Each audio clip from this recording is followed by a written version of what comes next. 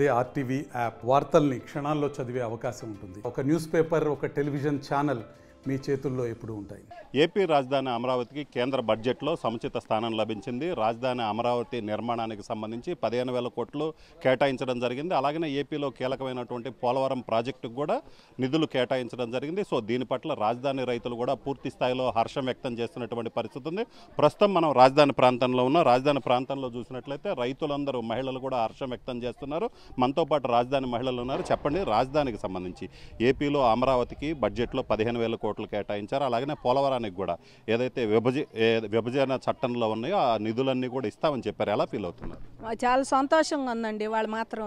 ఎందుకంటే బడ్జెట్లో ఎన్నాళ్ళు కూడా కేంద్రం అమరావతి మీద సీతకన్నేసింది, పట్టించుకున్నట్టే వ్యవహారం ఇచ్చారు. గవర్నమెంట్లో జగన్మోహన్ రెడ్డి ఉండన్నాళ్ళు కేంద్రానికి అమరావతితో పని లేదండి. ఆయన అడిగిన నిధులు ఇస్తున్నాం తెస్తున్నాం అన్నారే కానీ ఏ రోజు అమరావతిలో ఏ మాత్రం అభివృద్ధి చేయలేదు. ఎప్పటికైనా సరే అమరావతికి ఇన్ని కోట్లు, 12,000 కోట్లు, 15,000 కోట్లు ఇచ్చాము. పోలవరానికి కూడా ఇస్తామన్నారు. చాలా సంతోషం అండి. ఏపీ అంటే ఏ అంటే అమరావతి, పి అంటే పోలవరం అని చంద్రబాబు గారు ఉన్నప్పుడు ఆయన అనుకొని రెండు డెవలప్ చేయాలి. అది చేస్తే దానంతటికి అదే అమరావతి డెవలప్ అయిపోద్ది ఆంధ్రప్రదేశ్ అని ఎవరికైనా తెలుసు. ఇవాళ ఈ పోలవరం ప్రాజెక్టు పూర్తి చేస్తే ఎప్పుడు మోస్ట్ వచ్చేది ఆంధ్రాకేనండి బెనిఫిట్. రైతులకు నీళ్లు కానీ కరెంటు కానీ వచ్చేది అదే. నువ్వు దాన్ని ఎందుకు మూలన పెట్టావు? మా నాన్నదే ఇదంతా అని చెప్పేసి, మా నాన్న కళ ఇది, నేను చేస్తానని పోలవరం కూడా నువ్వు చేయలేకపోయావు. అమరావతి అంటే అభివృద్ధి లేదు, 3 ప్రాంతాలు చేయాలి, అందుకని నేను చేయట్లేదని ఒక వంక చెప్పాడు జగన్మోహన్ రెడ్డి. మరి పోలవరం ఎందుకు ఆపావు నువ్వు? అది రాజశేఖర రెడ్డి గారు స్టార్ట్ చేసిందే కదా, నువ్వు పోలవరం ఎందుకు ఆపావు? కాబట్టి జగన్మోహన్ రెడ్డి గారికి అసలు ఆంధ్రప్రదేశ్ మీదే ఆయనకి లేదండి ఇంట్రెస్ట్. పోతే పోయింది, ఉంటే ఉందని ఆయనకి ఆంధ్రప్రదేశ్ మీద ఏనాడు ఇంట్రెస్ట్ లేదు. సో అమరావతి రాజధాని మీద కూడా ఆయనకి ఎట్టా ఇంట్రెస్ట్ వచ్చింది? ఆంధ్ర మీద వస్తే దాని రాజధాని డెవలప్ చేయాలి, కొత్తగా వచ్చింది అనుకుంటారు. కాబట్టి ఇవాళ కేంద్రం ఇప్పటికైనా సరే నిర్మలా సీతారామన్ గారికి మేము ధన్యవాదాలు చెబుతున్నామండి. అట్లాగే మోడీ గారికి, అమిత్ షా గారికి కూడా ధన్యవాదాలు చెబుతున్నాం. ఇప్పటికైనా సరే అమరావతి రైతులను గుర్తించినందుకు మాకు 29 రాష్ట్రాల్లో మా రైతులు ఈ అమరావతి మీద కూర్చొని 270 మంది చచ్చిపోయారండి. ఇప్పుడు ఎంత సంతోషంలో వాళ్ళు లేరని చెప్పేసి మాకు చాలా బాధగా కూడా ఉంది. అదే వాళ్ళే సంతోషించేవాళ్ళు. అమరావతి కోసమే కూర్చున్నాం 5 ఏళ్ల పాటు. మాకు రోగాలు, ఆడవాళ్ళకి బీపీలు, షుగర్లు, మన నడిచి పాదయాత్రలు అవి చేసి మోకాళ్ళ నొప్పులు ఇంత అయినా కూడా మరి పోయినవి అయితే తిరిగి రాదు కదండి ప్రాణాలు. ఎప్పటికైనా కేంద్రం మా మీద దృష్టి పెట్టి ఆంధ్రప్రదేశ్ కొత్తగా విభజనప్పుడు మీరు కూడా ఉన్నారు కాంగ్రెస్తో పాటు గవర్నమెంట్లో ఉండి కూడా మీరు ఏమీ చేయకుండా విభజన దానికి మేము అంత ఇచ్చామని చంద్రబాబు గారు ఉన్నప్పుడు మరి ఉత్తరాంధ్రకు 1200 కోట్లు ఏమి ఇచ్చాం బడ్జెట్ అన్నారు. తక్కువ కొంత మేము బాగు చేస్తాం. అప్పుడు అయ్యి ఇవ్వలేదు సరిగ్గా. మీరు చేతికి ఇవ్వకుండా 3 ఏళ్ల పాటు, అప్పుడు 3 ఏళ్ల పాటు అమరావతిని వెనక్కి నెట్టారు. ఈ 5 ఏళ్ళు శాంతం 7 ఏళ్ళు నిండా 7 ఏళ్ళు అమరావతి వెనక్కిపోయిందండి.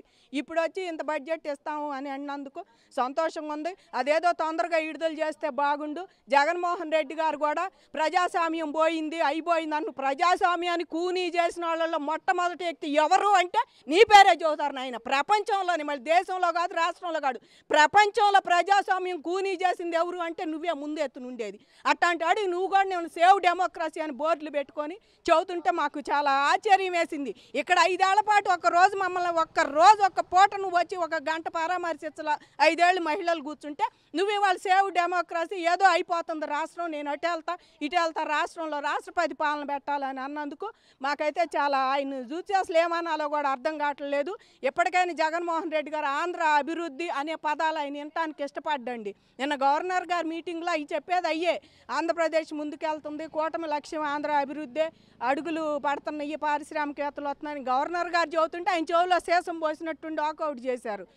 కాబట్టి ఇవాళ నువ్వు కూడా సహకరించి ఆంధ్రప్రదేశ్ అభివృద్ధి సహకరిస్తావా? నువ్వు ఒక పర్సన్ అని ఆంధ్ర రాష్ట్రం గుర్తుపెట్టుకుంటుంది. సహకరించకుండా ఇట్టాగే తేపోసారి వచ్చి మేము ఉండామని చెప్పి ఏదో ఒకరోజు అడావుడి చేసేది. ఇవాళ బాగాలేదు అసెంబ్లీకి, నేను అడావుడి చేశాను, నువ్వు ఢిల్లీ పోతావు. మిగిలిన వాళ్ళు ఏమైపోయారు? వాళ్ళు వచ్చి కూర్చోవచ్చు కదా అసెంబ్లీలో, ఏం జరుగుతుందో వినొచ్చు. ప్రజలకు మీకు అంత ప్రేమ ఉంటే ఏదైనా ఒకటి ప్రశ్నలు లేవనెత్తవచ్చు. మా మీద అంత ప్రేమ గారిపోతుంటే ఈ జనం మీద మీరు దాంట్లో పాలు పంచుకొని ప్రతిపక్ష పాత్ర పోషించవచ్చు. ఒక అవకాశం అని ఇస్తారు కదా, మీకు లాగైతే కాదు కదా చంద్రబాబు గారు. కానీ వాళ్ళు కానీ క్రమశిక్షణతో ఉండే పార్టీ వాళ్ళది. ఇవాళ మేము గొప్పగా చెప్పుకుంటున్నాం, అమరావతిని సాధించి ఆంధ్రప్రదేశ్ అభివృద్ధికి మూలం అయ్యాము అని చెప్పి మేము చాలా ప్రౌడ్గా ఫీల్ అవుతున్నామండి. అమరావతి రైతులు ఆ రోజు భూమి ఇచ్చింది మేమే, రాజధాని కావాలి, వాటర్ ఫెసిలిటీ ఉందంటే ఇవాళ అది కూడా మేము ఇచ్చి మేము 5 ఏళ్ళు బాధపడ్డా ఇప్పుడు మాత్రం చాలా సంతోషంగా ఉందండి. ఇవాళ కేంద్రానికి కూడా మేము ధన్యవాదాలు చెబుతున్నాం. అట్టమే కూటమి అందరికీ, పవన్ కళ్యాణ్ గారికి కానీ చంద్రబాబు గారికి కానీ ధన్యవాదాలు చెబుతున్నాం. ఇదే స్థాయిలో ఆంధ్రప్రదేశ్ను ముందుకు తీసుకెళ్లి అభివృద్ధి పదం వైపు నడిపిస్తారని మనస్ఫూర్తిగా ఆశిస్తున్నామండి. చెప్పమ్మా, మీరు చెప్పమ్మా, రాజధాని మహిళగా ఎలా ఫీల్ అవుతున్నారు? ఎందుకంటే 5 ఏళ్లుగా మీరు ఉద్యమాలు చేశారు, 5 ఏళ్ల పాటు అసలు రాజధాని కోసం పోరాడినటువంటి వ్యక్తులు మీరు. సో ఇప్పుడు చూసుకున్నట్లయితే ఇప్పుడు ఎలాగుంది? కేంద్రం చూసుకున్నట్లయితే బడ్జెట్లో 15,000 కోట్లు ఇచ్చింది, అవసరమైతే ఇంకా ఇస్తామని చెప్పారు. సో అలాగనే పోలవరం, రాష్ట్రానికి జీవనాడి పోలవరం, ఖచ్చితంగా పోలవరం కూడా పూర్తి చేస్తాము, పోలవరానికి కూడా ప్రయారిటీ ఇస్తామని చెప్పారు. ఎలా ఫీల్ అవుతున్నారు? మేము చాలా సంతోషంగా ఫీల్ అవుతున్నాం. 5 సంవత్సరాలు మేము పడ్డ కష్టం పటాపంచలు అయిపోయినట్టుగా ఫీల్ అవుతున్నాము. ఏ రోజైతే ఆంధ్ర రాష్ట్రం అభివృద్ధి జరగాలి అంటే ఎన్డీఏ కూటమి ఉండాలి అని చెప్పి కేంద్ర సహాయక సహకారాలు లేకపోతే మన వల్ల కాదు అని చెప్పి బాబు గారు మంచి నిర్ణయం తీసుకున్నారు. అప్పుడు కొంతమంది వ్యతిరేకించారు. 151 సీట్లు ఉన్న నాయకుడు కూడా ప్రత్యేక హోదా తెస్తానని తేలేదు, మరి కేంద్రం మనకి ఏ నిధులు ఇవ్వదేమో అని చెప్పి కొంతమంది వ్యతిరేకించినా, కాదు మనందరం సమిష్టిగా కృషి చేస్తే ఆ కృషి ఫలితం మనకి దక్కుతుందని చెప్పేసి బాబు గారు అప్పుడు తీసుకున్న నిర్ణయానికి ముందుగా మేము అమరావతి రైతులంగా ధన్యవాదాలు చెబుతున్నాం. ముందుగా ఆంధ్ర రాష్ట్రంలో ఈ ప్రభుత్వం రాకపోతే కనుక మళ్ళీ జగన్ ప్రభుత్వం వచ్చినట్టే ముందు నష్టపోయేది అమరావతి రైతులు. ముందుగా ఇంతకుముందు మేము చచ్చిపోయింది 270 మంది, 29,000 మంది రైతుల్లో సహజ మరణాలు, గుండెపోటులతో ఎంతమంది చనిపోయేవాళ్ళు, ఎన్ని జరిగాయో మాకే ఒక్కొక్కసారి మేము అది తలుచుకుంటేనే మాకు చాలా బాధేస్తుంది. మేము అహర్నిశలు శ్రమించాము ఈ ఎన్డీఏ కూటమి ప్రభుత్వాన్ని తీసుకురావడానికి. క్యాంపైన్లు ప్రతి జిల్లాకి వెళ్ళాము, ప్రతి జిల్లాలో కూడా మేము చేయాల్సిన క్యాంపైన్లన్నీ చేసాం. ఆ రోజు మాకు ఎండని లేదు, వానని లేదు, నీడని లేదు, అన్ని భరించి మేము పడ్డ కష్టానికి ఫలితం దక్కిందని చెప్పేసి మేము ప్రౌడ్గా ఫీల్ అవుతున్నాం. ఆ రోజు ఎంత సంతోషించామో, జూన్ 4 ఎంత సంతోషించామో, ఇవాళ అదేవిధంగా కేంద్రం 15,000 కోట్లు బడ్జెట్ మాకు ప్రకటించింది. దాంతో ఆంధ్ర రాష్ట్రం అభివృద్ధి అని ఎందుకంటున్నామంటే అమరావతి అభివృద్ధి చెందితే రాష్ట్ర వ్యాప్తం అది అభివృద్ధి చెందిద్దని చెప్పి ప్రజలందరూ నమ్మకంతో ఎన్డీఏ కూటమికి 164 సీట్లు ఇచ్చారు. ఆ సీట్లు ఇచ్చిన దానికి వాళ్ళందరికీ కూడా ధన్యవాదాలు తెలియజేస్తే ఇవాళ నిధులు కూడా సాధించుకొచ్చారు. హేమీలన్న ఎంపీలు ఎంతోమంది మరి అక్కడ ఉండి మరి ఫస్ట్ సారి ఎంపీ అయిన పెమసాని చంద్రశేఖర్ గారికి కూడా అక్కడ కేంద్ర మంత్రి పదవి వచ్చింది. అందుకని చెప్పేసి ఆ గ్రామీణ అభివృద్ధి ఆయన అదేవిధంగా మన రాష్ట్రాన్ని కూడా చూడాలని చెప్పి మేము అనుకుంటున్నాము. మరి రామ్మోహన్ నాయుడు గారికి విమాన ఇచ్చారు, దాన్ని కూడా మరి అన్ని అభివృద్ధి, భోగాపురం ఎయిర్పోర్ట్ అభివృద్ధి చెందితే ఉత్తరాంధ్ర అభివృద్ధి చెందిద్ది, మరి అమరావతి తోటేమో ఇక్కడ చెందుద్ది, మరి రాయలసీమ ప్రాంతాన్ని ఏమో పరిశ్రమలతో వెల్లుతో తీసుకొస్తానని చెప్పేసి బాబు గారు హామీ ఇచ్చాడు. అదేవిధంగా హామీ నెరవేర్చుకోవడానికి 14,000 కోట్ల అప్పులు, 14 లక్షల కోట్ల అప్పులు చేసి అప్పుల కుప్ప ఆంధ్రప్రదేశ్ ఇంకా తయారు చేస్తే 20 సంవత్సరాల దాకా బాగుపడదు అని అనుకున్నావు నువ్వు. 20 సంవత్సరాలు కాదు, 2 నెలల్లోనే రాష్ట్రానికి నిధుల వెల్లువ తెచ్చిన ముఖ్యమంత్రి చంద్రబాబు నాయుడు. అదేవిధంగా మేము ఇవాళ ఎంత ఆనందంగా ఉన్నామంటే మేము పడ్డ శ్రమకి ఫలితం దక్కింది అని చెప్పేసి మేము చాలా ఆనందంగా ఉంటాము. అదేవిధంగా రాష్ట్ర వ్యాప్తంగా ప్రజలందరూ కూడా ఆనందాలు చూడాలని చెప్పేసి అహర్నిశలు శ్రమించే ముఖ్యమంత్రి చంద్రబాబు గారు ఆయురారోగ్యాలు ఆ భగవంతుడు ప్రసాదించాలని కోరుకుంటున్నాం.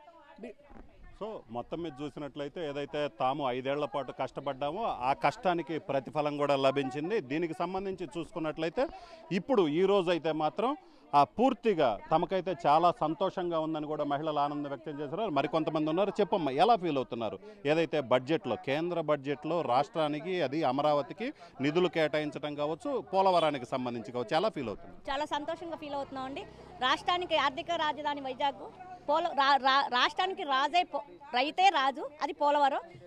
రాష్ట్రానికి ఒక శిఖరం ఏంటంటే అమరావతి. ఈ 3 సమపాలలో సమరకంగా అభివృద్ధి చేస్తేనే ఒక రాష్ట్రం బాగుంటుందండి. గత 5 సంవత్సరాల్లో నాశనం చేసేసారు దీన్ని. ఇప్పుడు కేంద్ర గవర్నమెంట్ 15,000 కోట్లు కేటాయించడం శుభపరిణామం. దీన్ని స్వాగతిస్తున్నాము.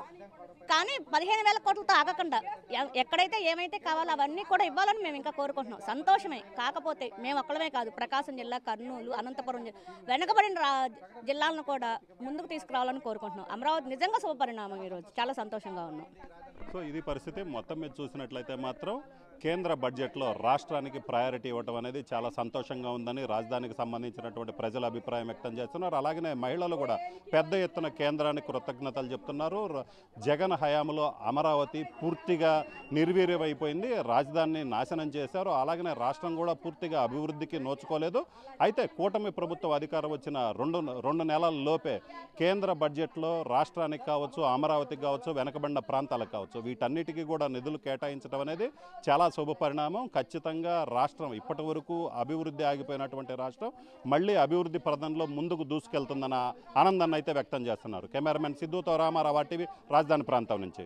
మరిన్ని వీడియోస్ కోసం ఛానల్ ని సబ్స్క్రైబ్ చేయండి, లేటెస్ట్ అప్డేట్స్ కోసం వాట్సాప్ ఛానల్ ని ఫాలో చేయండి అండ్ లింక్ డిస్క్రిప్షన్ లో ఉంది.